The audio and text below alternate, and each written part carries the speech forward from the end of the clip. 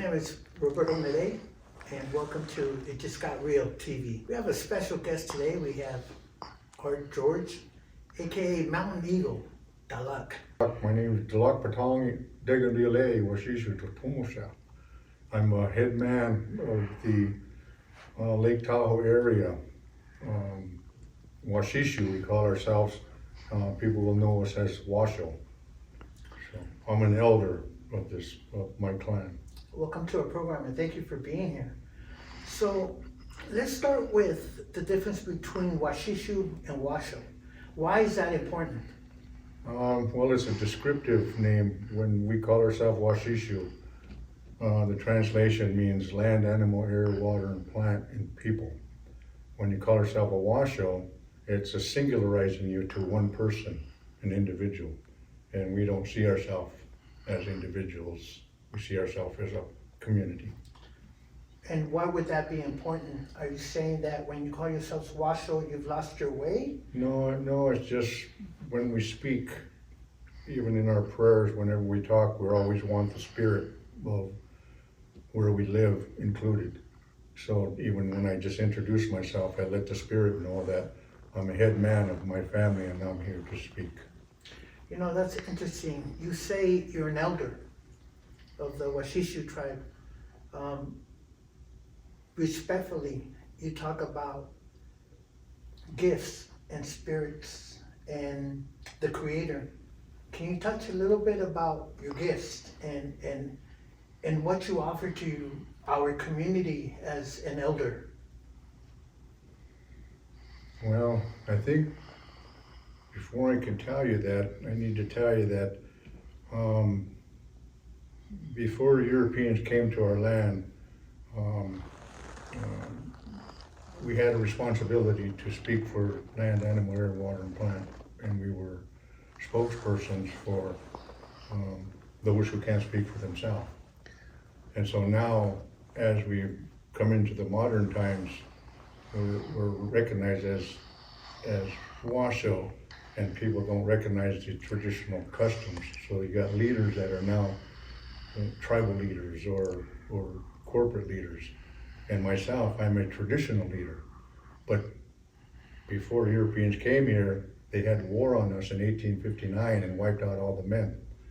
And for 49 years in my life, since 1962, I've been in hiding. Because the old people, when we were wiped out in 1859, we didn't surface until, let's say around 1870s. And once we returned back to the living again, we weren't looked for to kill off, that they just figured we'll disappear. So we could come out of the mountains and live on the ranches that settlers had created, and we could, survive. But we couldn't practice our culture and our ways because that was against the law in American culture or American society. We could be killed like jackrabbits. So for me, as you asked a question about, what it means to be me, is I'm returning back to help people return to the circle and return to the heart. And it's a very important place because it's an inherent responsibility. It's not a right that I survive. It's a responsibility given to us by God. That's very enlightening, and it makes me wonder, it makes me think about how important that is, that you were able to overcome those challenges, because what you're basically saying is when you went into hiding, that saved you from being destroyed, and as a result of hiding, you were able to preserve your knowledge, you were able to preserve that wisdom and everything that came from your roots, from your ancestors, and now you're here to share it with us. Yeah. Is that correct? Yeah. Well, when they had the boarding schools, they call them residential schools now. They were concentration camps back then. And they stole the children from the families of survivors and brought them to boarding schools so that they would sever them away from the cultural identity that we still maintain by surviving. we still passed down oral history, but we didn't live out in the open because we call them heart assassins. People were still looking for us to get rid of us. Because America, when they first came to this continent, Columbus, people call us Indian, that they say Columbus was looking for India. That's not true. America has an agenda. And the agenda is to take over a continent from a native population under a guise of a papal bull created by the Catholic people, Catholic religion. And they created this papal bull, and it's called the Doctrine of Discovery, where Portugal and Europe was fighting over the earth, who was going to own the land. And so the papal bull, called the Doctrine of Discovery, was saying that when these countries went to lands where there's people inhabited, that we were less than human and they could kill us and take our land. And even though that was done by Europe and Portugal back in that period of time, 1400s, when Christianity came to this land, into the North, Central, and South continent, America they call it, our population inhabited the place. And so in order for the Americans to take over our land legally under this doctrine, they had to make up a story about who we were. And the story is, we're Indian, but we're not. In Columbus's journal, he wrote to Europe saying that the people of this continent were Indio, one with God. And so you can't take over land from somebody that's one with God. And so this is why the made-up story of Indian came about, because we become a savage under American history. So they cover up the original history to make up a story, make themselves justified. You said the word Indio? Yeah, Indio. Indio. Yeah. Interesting. Now, for our audience, and I've done some reading and, of course, some documentaries. It's very touching, the whole boarding schools. Please help me understand, help our audience understand what those boarding schools were like. Because when you say boarding schools, I don't think that does any justice to what was going on and what the purpose of that was. Well, I think it goes back to when America was invading the land, intruding upon the land, and they got to what people know as Lakota people. When they got to their territory, Sitting Bull had a vision that they were going to fight with Custer, and that when they went to war with Custer, that they were going to wipe him out. And so he told his people, when we wipe these people out, do not plunder, because you'll be like the people that you're fighting against. And so when the Lakota fought America and American cavalry, Custer, they wiped them out and they plundered. So they became just like the people they were fighting against, and that was what they were supposed to do.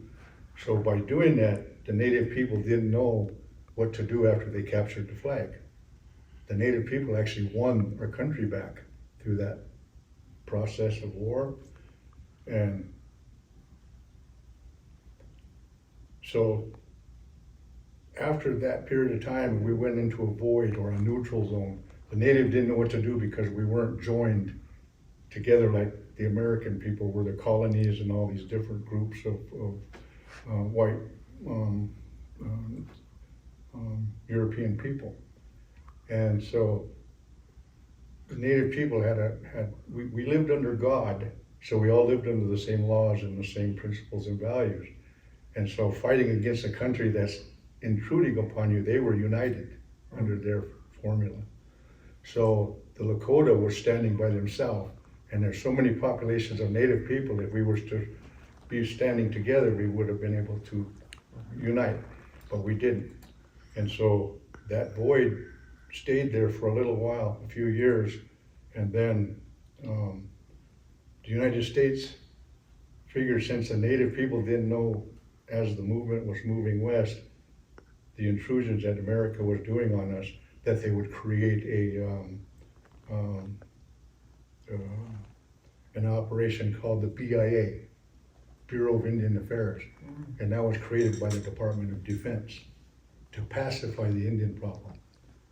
So whenever Native people want to do treaties or they want to deal with the American population, because we all live in our different areas, as Americans continue to move westward, they said if you want to resolve your issue or you have concerns, talk to the BIA and they'll be the medium between the American government and the Native population. So the BIA being created, pacifying the Indian problem, all they did was, whenever we asked them, they would always not allow us to do certain things. No, you can't do this. No, you can't do that. And as that was created. Well, very interesting subject, quite an emotional one too. Yeah. Well, it's kind of a long story because as you create something to stop people from moving forward, they continue to gradually encroach. And BIA was created, and the boarding schools were to take the Indian children out of the homes and bring them to a concentration camp. They call it boarding school, and nowadays they call it residential school. Our guest today is Dahlahk Mountain Eagal, or Elder Washishu. Elder. Thank you for tuning in, Elder of the Washishu. And we want to welcome him today. It's really an honor to have him here. We have a good program for you and we're really excited. We'll be back. Thank you. Welcome back. My name is Roberto, your host for Sky Real TV. We've got two wonderful guests, Thomas Miller and Dahlahk Mountain Eagal from Washishu, Washoe tribe here in northern Nevada. Thomas Miller, thank you. We would like to give you an opportunity to introduce ourselves to yourself to the guest. Yes, my name is Thomas Miller, and I'm here to listen because when the pre-Columbian times, when the Europeans showed up on Turtle Island, it was not with a lot of respect. There was not a lot of listening. There was a lot of mayhem, and now it's time to listen. There's an author, D. Brown, wrote a book called We Talk, You Listen. I'd recommend reading it, and I'm going to listen. So thank you for having me here, Dahlahk. Thank you for having me here. Oh, you're welcome, man. Thank you for being here. It's an honor. You know, a lot of us need to do a lot more of that. Listen and not talk so much, right? A lot of people don't give the opportunity for us to be heard. So Yes, thank you. It's about respect. Respect for all people, all colors. We're all here together. There's no place else to go. Let's get along. Thank you, brother. I will listen. Thank you. Dahlahk, thank you again for being here. You're welcome. This conversation is quite interesting, and we appreciate your time. Earlier, we were having a conversation about boarding schools, and if you could just touch a little bit about what that was about, and it was a painful time for our brothers and sisters. Yeah, at that period of time, they tried to wipe out my people here at Lake Tahoe is where our land that we inhabit. All of Lake Tahoe is like the center of our land. We surround it. It's 5,500,000 acres. And there's 7 clans of Washishu. We still live in the same land we've lived for thousands of years. So you guys didn't migrate? You guys have been here? No, we've been here. Reno is what we call the Wellmelt Ite, the northern territory of the Washoe. I've heard conversations about how the government took part of Lake Tahoe from the Washishu. Is that true? Is that a myth? No, they actually, they said they stole it in 1859, and then in 1978, we had a land claims that the elders, all the Washoes that survived, we didn't get anything for our land, and so for our territory, they just said they stole it, so the elders said we need to get compensation of some kind so that we can survive. And so what they did was ask $50 million in land claims, and the government said, well, we're not giving you 50,000, we're gonna give you 5 million, and because we're paying you for the land at the time we stole it. And you take the money or don't take the money because we already have the land. And at that time, the land was worth 5 cents an acre. So the elder said, because I wasn't gonna cash my check, and the elder said, don't worry about it. They're paying us for something that they didn't steal. So once we survive this Holocaust, elimination, annihilation period, in the future, you remember your oral history, and when you return, that we will return back to our land, home territory. But at that time, when they accepted the land claims, we were just looking to, they were just looking for us to survive in an economy that you need money. You need to have something substantial to begin because we couldn't hunt and fish and gather anymore. So now we were dependent on government. And so, BIA and all these welfare type programs. And so we created a business for ourselves and put that money in the bank, and that was supposed to sustain us until the future. And like right now, as the future came, I survived. And so now I'm coming out, putting the oral history back into the teachings of the people, so they can remember that when we stand together, we can really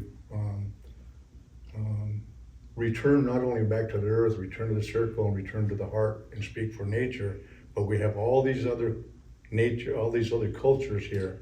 I call them the bloodlines of the world. And so now we all stand together and decide what we're gonna do next. So I gather, correct me if I'm wrong, that boarding schools were first, and then explain to us the difference between colonies and reservation. Reservations where they put Indian people, native people, to take them off the land. Us, we weren't put anywhere, they just discarded us, and when the land was taken, BIA purchased land so that we can live on it, and they colonized us. So they allowed us to live, but we had to live under their system's design. So even though they allowed you to live, you had to live by the rules. Live by the rules. And by living by the rules, they try to take away your culture, and that's how eventually, unfortunately, you started losing culture, language, and whatnot. We started to assimilate. And BIA schools took us away from our language and our oral history because they treated everybody in the schools that went to those boarding schools like prisoners of war. And these were just children. There's graves at the place where I live right now. It's called Stewart, Nevada. There's graves there, unmarked graves, where they buried a lot of children that had died there from abuse and neglect. And so for me to live in that place now and be a survivor, now I can go back and heal that land through prayer and through acknowledgement by teaching the people the oral history on how we recognize our responsibility to our survival. So is it fair to say that not everybody went to boarding school or was colonized? Because earlier you mentioned that some ran to the mountains, some hid. And as a result of that, we're able to preserve cultural history. And like you, we're now able to come out and share that knowledge, the culture, the language, if you will. Yeah, my great aunt was the last historian of my people. And she was taken to boarding school at 7 years old. And at 3 days she was there, and they were mean to her, so she ran. She found one day she's gonna decide to run. She ran from Carson City all the way back to Woodford, California, and that was like 30 miles at 7 years old. And when she got back home, she told her parents what had happened and how they treated her. So when BIA came to get her, they told her she wasn't there. So she was raised with a cultural oral history. And when I was born, I wouldn't let it lie that I had to know what the history was. So a lot of families didn't teach us oral history because of the boarding schools. They didn't want to teach their children the oral history because they didn't want their children to be treated how they were. But in my family, I was lucky that my great aunt ran away because she retained the oral history and the customs and traditions. And then me picking it up and then telling me, now that you know this stuff, don't tell anybody. So 49 years I've been in hiding, preserving it, wait till one day that I can actually teach the oral history back to the people. That's beautiful. Thank you so much for that. I have a question. You spoke about religion earlier. So I wanted to ask you if you could break down religion in terms of how either convert or die and just the difference between natural law. Well, when the Christianity came here, they told us you either go to the Bible or the sword. Either, live or die.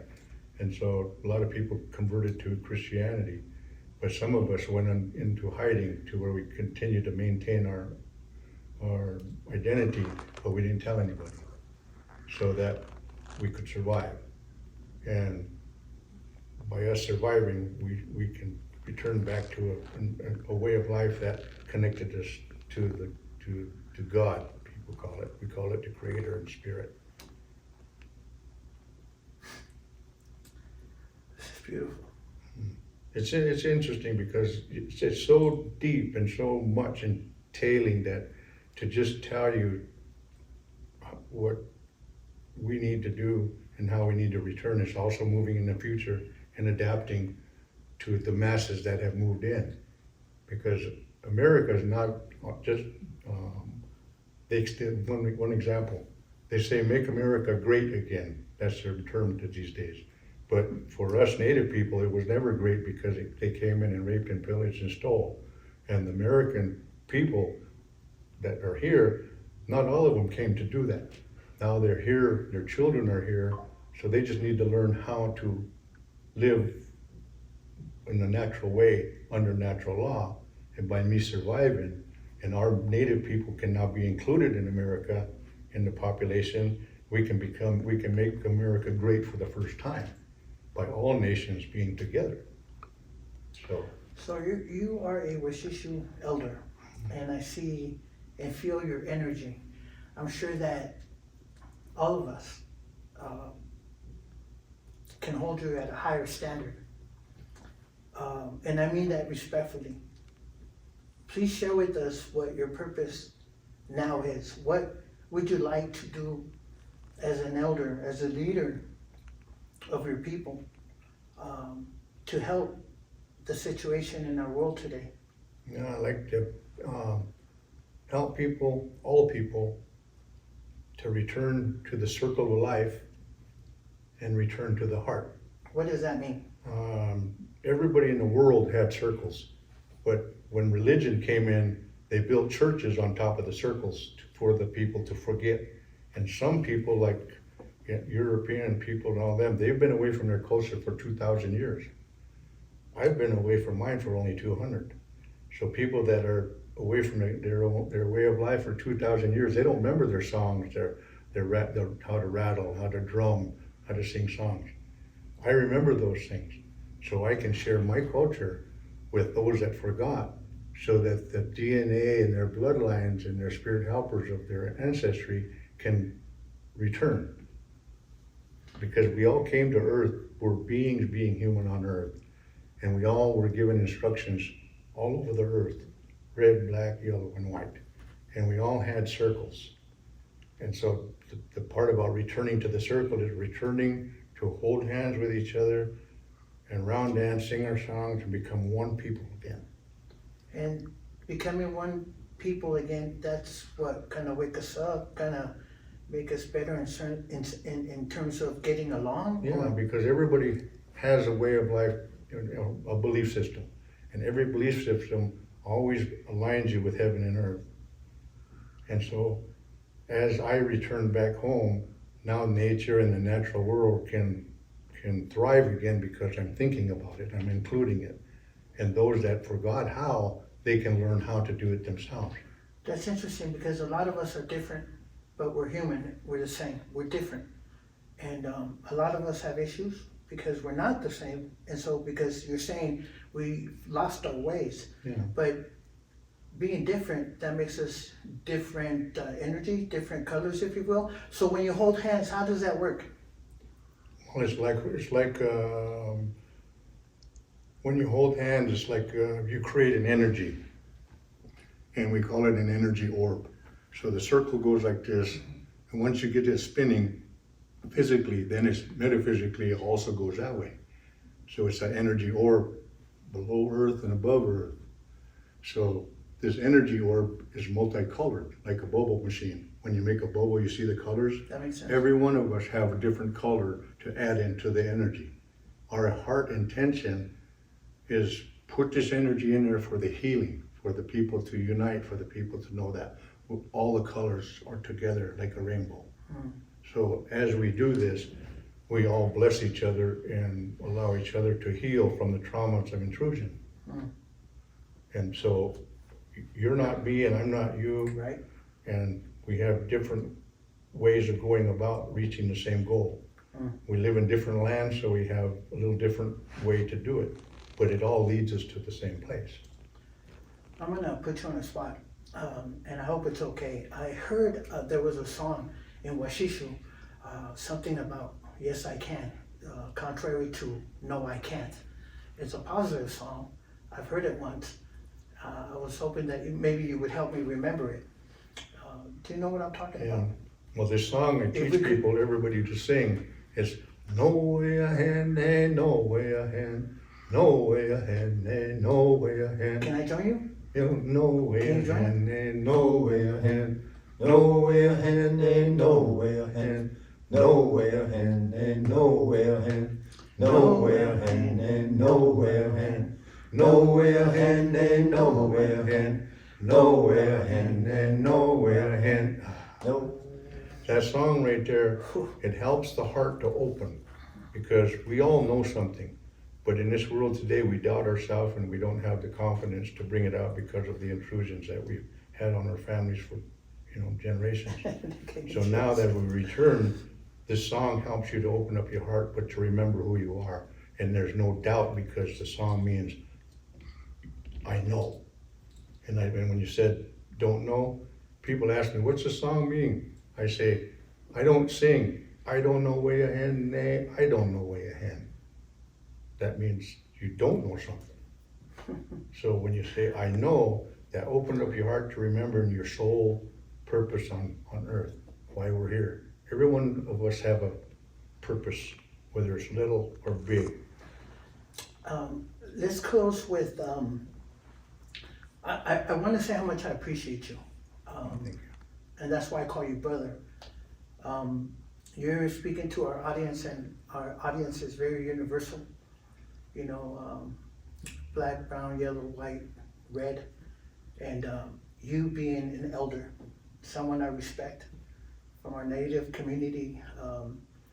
You're not here being selfish. You're not keeping your wisdom. You're sharing it with the world, and it's an honor. And you left a lot of energy in this room, and I hope that our audience is feeling it too. And so I want to give you a chance to close and give a message to our people, to your people, to the families, to our family that's listening to you, and what message you would like to share. I'd really like to tell all the people in this country that the native population never not wanted the people here. God gave us all this land. So all the people coming here, there's a reason for that. The world needs to come to one place so that we can share our love for each other and love for the land. And once we return to the circle, we can all go back to our own territories and share this information with them, so there's no homeless and hungry, and the families return back to earth. And for me, that's why I survived. It was not just for my people, but for all people. Well, you're making it sound like it's possible for all of us out there and here to get along. It is. It is. And that's a real good message. I hope I live around to see that. Yeah. Well, that's why we met. That's why we met Tom the same way, because he's been a really supportive person. He drove me here, made it easy for me to get here, which a lot of times it's really difficult to to travel because of the resources. We all need each other, don't we? We need each other. I'd Exactly. like to throw one more pebble in the pond, and that's money is worthless. Truly, it's the earth that gives us everything. Food, water, air, sunlight, those are all gifts. This money imposed on top of that, this is what he's speaking about we're all one. It's love. It's like, I heard Dahlahk once at a gathering say, this is all Indian land, you're all living on it. And to me, that makes you all Indians. Why don't you start acting like it? Take care of the place. Take care of each other. Thank you. Well, we want to thank our guest. Next week, we'll be back with Ms. Pearl Johnson. We're looking forward to having her back again, and thanks again for tuning in.